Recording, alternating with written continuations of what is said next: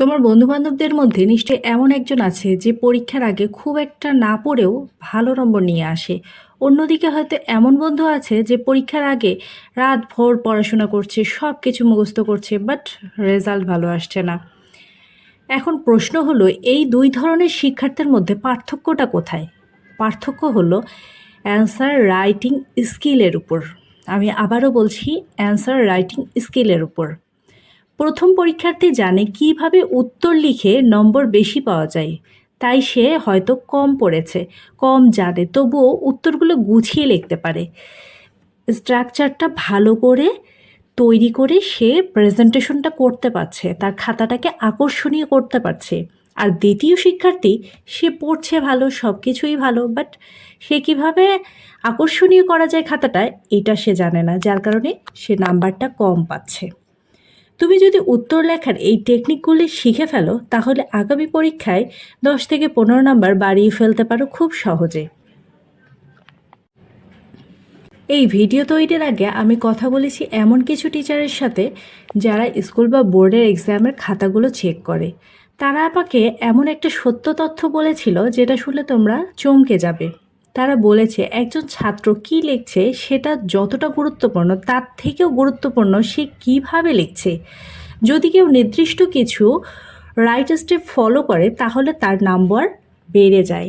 আবার কিছু সাধারণ ভুল আছে যেগুলো উত্তর সঠিক হলেও নাম্বার কেটে যায়। সবচেয়ে বড় ভুল খারাপ হাতের লেখা। অনেক টিচার বলেছে যদি কারো হাতের লেখা একেবারে বাজে হয়, পড়ার মতো না হয়, তাহলে তারা সরাসরি মার্ক কেটে নেয়। দ্বিতীয় সমস্যা, স্লো রাইটিং স্পিড। অনেকেই ধীরে লেখার কারণে প্রশ্নের সব উত্তরগুলো সম্পূর্ণ করতে পারে না, পেপার ছুটে যায়। তোমার সাথেও নিশ্চয়ই এমন হয়েছে। একটা কাজ করো, কমেন্ট সেকশনে তোমার নাম টাইপ করে দাও, মাত্র 1 সেকেন্ডে লেখা হয়ে যাবে। এবার একটি খাতা এবং কলম নাও, সেখানে গিয়ে তোমার নামটা লেখো। এবার দেখবে সময় লাগছে 5 থেকে 6 সেকেন্ড। মানে টাইপ আমরা খুব দ্রুত করি, কিন্তু হাতের লেখা ধীর গতিতে, কারণ রাইটিং স্পিড আমাদের কম। এটা কিভাবে বাড়াবে? এখন এটাই হচ্ছে কথা, এটা কিভাবে আমরা রাইটিং স্পিডটা বাড়াবো। পরীক্ষার 30 মিনিট আগে খাতা কলম নিয়ে সোজা ঢেউয়ের মতো আঁকাবাঁকা করে আঁকো। এতে হাত ও মস্তিষ্কের মধ্যে সমন্বয় তৈরি করবে, লেখার গতি বাড়বে। বাইকে বসে বা হেঁটে যাওয়ার সময় কল্পনা করো তুমি বাতাসে হাত কলম ধরে কোনো কিছু লিখছো।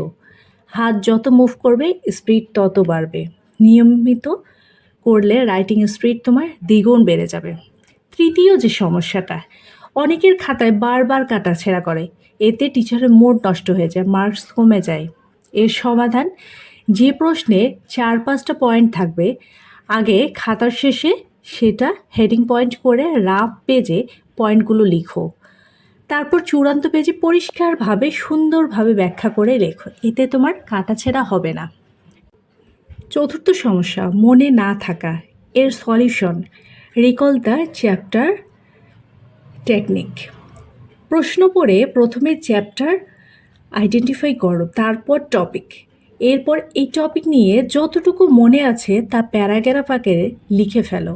টিচার পুরো প্যারাগ্রাফ না পড়ে উপরের দিকটা পরে সিদ্ধান্ত নেয় তোমাকে কত নাম্বার দেবে, যার কারণে প্রথমের যে লেখাগুলো লিখছো সেগুলো খুব ইম্পর্টেন্ট, এবং প্রয়োজনীয় যে জরুরি কথাগুলো আছে সেগুলো প্রথম দিকে লেখো। এবার চলে যাচ্ছি পরীক্ষার প্রেজেন্টেশন হ্যাকের দিকে। উত্তরে গুরুত্বপূর্ণ শব্দগুলো আন্ডারলাইন করো পেন্সিল দিয়ে। টিচার ওই আন্ডারলাইন দেখেই ধরে নিতে পারবে তুমি সঠিক উত্তর দিয়েছো।